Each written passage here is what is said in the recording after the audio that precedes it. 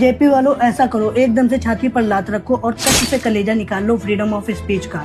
और इतना ही नहीं, फिर डिक्टेटरशिप ले आओ और इसके बाद जैसा मन करे वैसा करो, जो मन करे वो करो।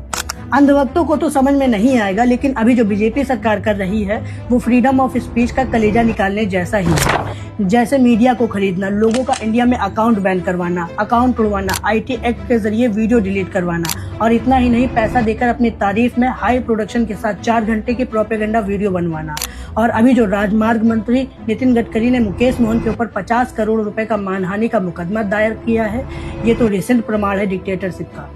मुकेश मोहन के साथ क्या हुआ है उसे मैं थोड़ा बताने की कोशिश करता हूँ। जैसे मैं या हम जैसे creator NCRB, NITI Aayog, trusted news articles या फिर ट्रस्टेड मैगजीन के डाटा के बेसिस पर न्यूज बताने या फिर जिन गंभीर बातों को सरकार ने हमसे छुपाने की कोशिश करी है उन्हें सामने लाने की कोशिश करते हैं। वैसे ही मुकेश मोहन ने भी द कारवां मैगजीन से पत्रकार कौशल श्रॉफ की रिपोर्ट के आधार पर नितिन गडकरी के परिवार से जुड़ी रैम्बल एग्रो एंड फूड्स नाम की कंपनी द्वारा बीफ निर्यात करने की बात सामने लाने की कोशिश करी थी, जिस रिपोर्ट में महाराष्ट्र पुलिस द्वारा एक ट्रक जब्त किए जाने का जिक्र था और उस ट्रक में गौमांस होने का भी आरोप लगा था। ये सारे आरोप साफ हैं और पुलिस की नजरों में भी हैं।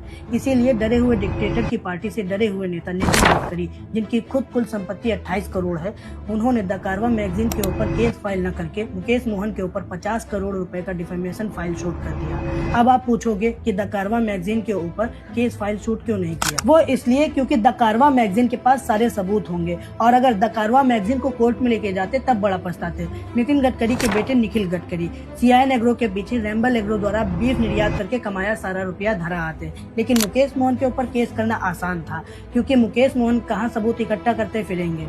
अब यहाँ पर वही कहानी हो गई, अगर धोबी से न जीतो तो गधे के ही कान ऐंठ दो।